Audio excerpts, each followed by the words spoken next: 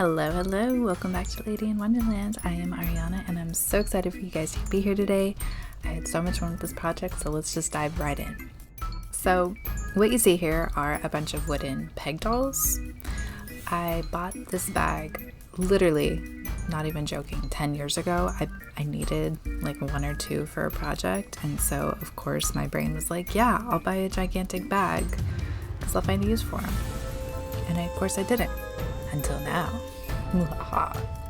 Anyway, so as you can see, they come in a bunch of different shapes and sizes, and I'm not too much variance. They're like 1 to 2 inches in height, but they do come in some assorted curves. This is the one that I have decided to work with today. I'm not sure what really sparked this whole project, but I'm excited to get going on it. That being said, this whole video could probably be called what not to do. So basically what happened is I made these fun little sketches, and in my head they were going to be multimedia, just a wide range of mediums being used to create these. However, there were issues. So you'll see the ups and downs, you'll see things that I failed on, things that I went heck no, and you'll see where we end up with. Alright, let's get going. I'm using Sculpey for my first round. That's a little spoiler for what's up ahead. If you've been around here before, I'm not particularly great at clay, but I am learning and I'm getting better. And this project in particular, I was not trying to be perfect. I really wanted to go for a very primitive, folksy, creepy, but kind of goofy look for everything.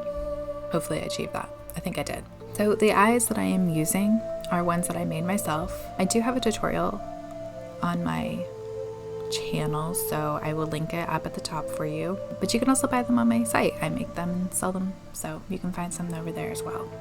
Starting with our little peg, and this guy actually only has one eyeball. He's got a green eye, and he will be a little bit of a cyborg there with just a single eye. So time to get some tinfoil out. So I'm kind of inspired maybe by a ghost, if you will. So I wrapped the head up with this tinfoil, and then I just started curving it around to create this little wispy shape for the head. Maybe could have done a wire as part of the armature. I don't think I really needed it, but maybe that would have been the better decision. I don't know. I'm sure the professional clay artists out there are disgusted with me, but that's okay. I'm not a professional, and I'm okay with that. I had fun. This came out exactly how I envisioned him, so I'm content.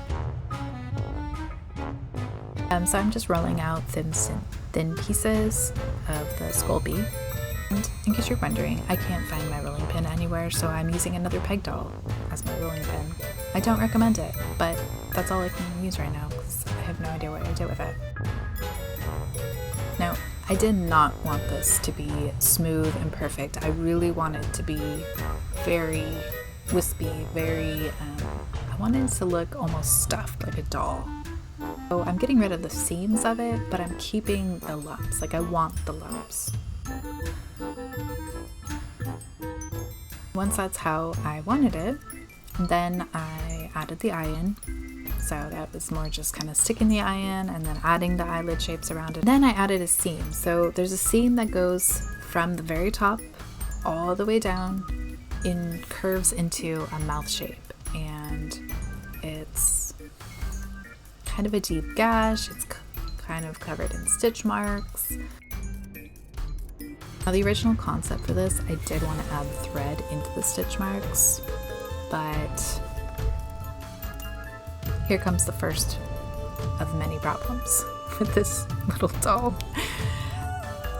So he had been sitting on my desk for a while after I had sculpted him.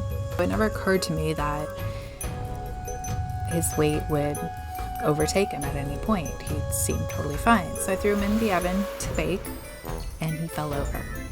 And when he came out, he was cracked in like 4 different places. There were tears. Okay, there weren't tears, but I was really, really mad at myself. There was no reason that should have happened. Rookie mistake. Learn from me. But I do think it happened for a reason because I love the way it came out. So I grabbed some of the 2-part epoxy and I started creating patches all over the areas that had broken and in areas that didn't break, just to kind of tie everything together. And that was just a process of cutting up little rectangles, squares, and just bring them on there and really make everything feel intentional. Unfortunately, this is not the last time he gets fixed. How many spoilers do we have to now? Okay, so once he was dry, I added a coat of gesso. These projects were supposed to be kind of multi-mediums intent originally. So his body, or his outfit, I guess I should say, was supposed to be fabric at this point. I don't think I even included a clip of that because I hated it so early on.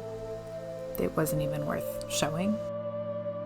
So here comes the next part of this adventure. I wanted him to be sort of this off-white color, but the patches were new. So my husband and I brainstormed and he suggested, given the outfit, black and white stripes. And I'm like, okay, let me try this. Yikes. Way too busy, way too much going on. I hated it. I think if there'd only been a couple patches, I think it could have been fine. But there were so many patches, it just wasn't working. So then he suggested rainbow. One patch of every color of the rainbow. And that was a heck no. Here I am, I'm painting all of it. This is just the first coat, so everything is messy and disgusting and maybe not even the right shade it should have been, but yikes. I hated it. And maybe I hated it mostly because of what I had in my head of what the final piece was going to look like, and this was so far off of it that I couldn't wrap my head around it, but nope, wasn't gonna happen. So gesso that, and in strike 3 I opted to do black and gray and white. Much better. At this point I actually started adding more black into some water, and I was using that to kind of dirty up the whole head area. Normally I would have done the body first and then kind of dirty the whole thing at one time, but at this point in time I was still expecting to do the body as fabric, and I also really want to make sure I liked the way that this was coming out before I moved on. It's just painting on that really dirty water essentially, and then using a towel to clean off the big globs of it, and just adding more and more layers. Now here comes another fun turn in the adventure. Next time I do this, drill the holes first. Before you do anything, drill the holes. But at the time, I still thought my legs were going to be something different. Tried my best to drill the holes very carefully, but of course I broke the pad. It was just the tip, thankfully. I cracked it right off, but it still happened, so that was a massive bummer.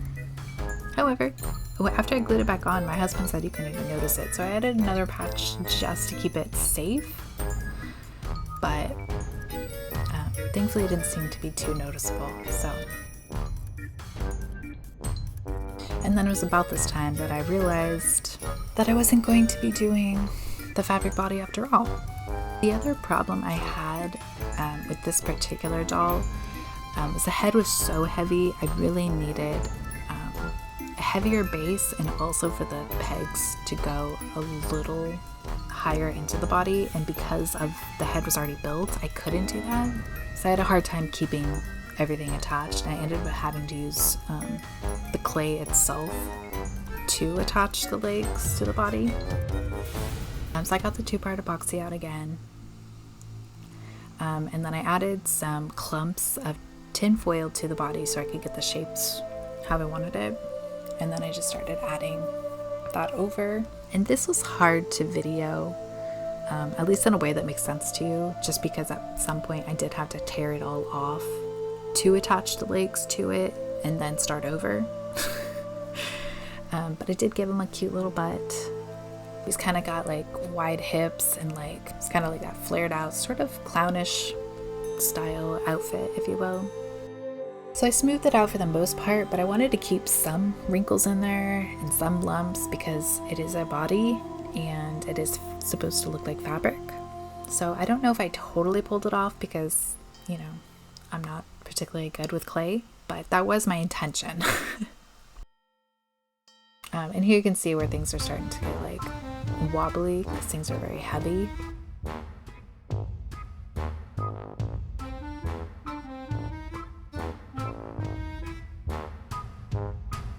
And then I also added a little frill kind of thing around the neck itself. You can see it starting to fall. So I used the bottle to kind of keep it upright while it was drying. So here he is after he's dried. Everything's good now. It was a little traumatic for a while. Of course I did a coat of gesso over that. And once I was done, then I would start painting. And I used an acrylic marker to make my lines, just so it was a little easier to start with. It's a black and white, and so it was always alternating as far as arms, legs, the top and the bottom. The little neck detail I did do in one of the grades that I had mixed up for the head itself. Once everything was done, then I just did that wash over everything to tie it all in with the top. I did have to make two separate washes, so a dark one for the whites and the grays, and then a light one for the black side.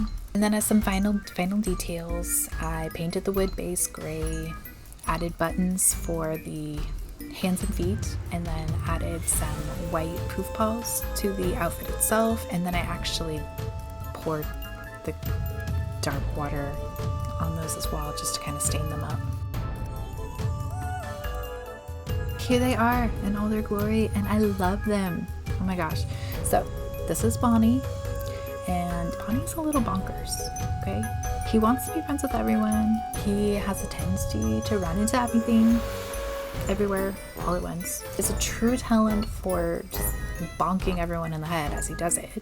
And he's a little accident prone. That could have something to do with his oversized head.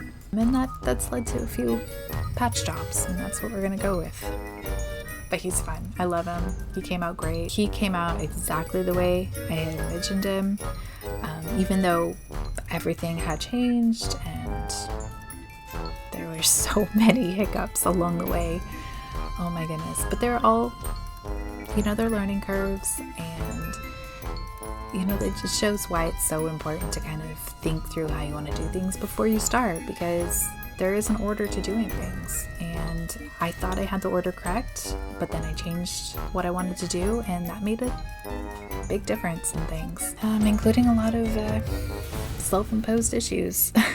We'll just call this segment What Not to Do, and next time you come by, hopefully my peg dolls will be a little bit more organized and a little fewer mishaps. I already have like half a dozen drawn up, so keep an eye out for those. Yeah, thanks so much for stopping by. I'd love to hear your thoughts or suggestions in the comments. Don't forget to hit like and subscribe, and thank you guys again. I will see you next time. Goodbye.